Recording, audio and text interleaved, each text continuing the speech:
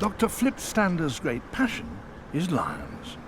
He studies them, tracks them, and even thinks like them. That was a print. That was a print. They definitely crouch down, and you can see the feet placement are very careful. You can almost see the toes are sort of pressed in. It's like they're stretching. And at this point, just after they get into the opening, they split up. For months, Flip found nothing but tracks. This was a frustrating campaign in a place where the heat is intense enough to crack rock.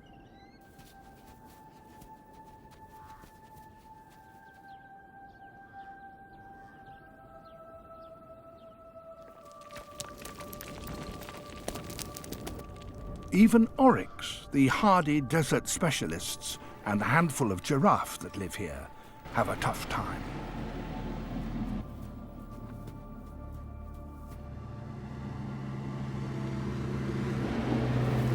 It was to take months of patient tracking before the elusive desert phantoms finally took shape.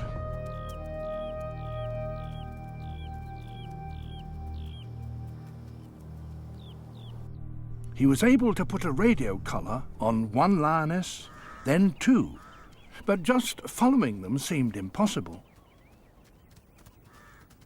The animals were shy and the boulder fields impassable, a far cry from the Serengeti, where lions can be followed easily day and night. Flip's best hope was to take to the air.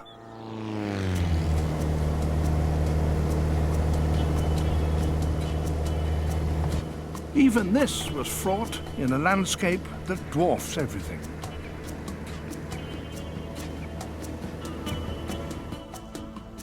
Eventually, the first two lions led to more.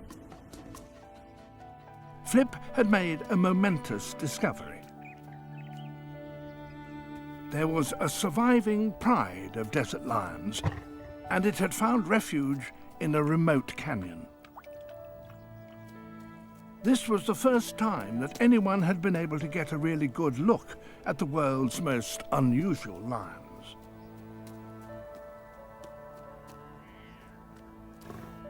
It was clear from the start that their behavior was out of the ordinary.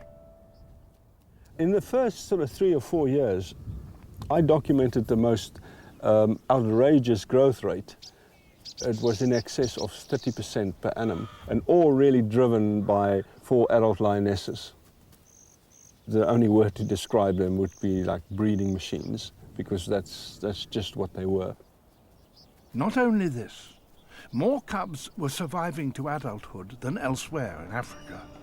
This once beleaguered group of lions was staging an extraordinary comeback, and it allowed them to fan out into areas they hadn't been seen in for over 20 years.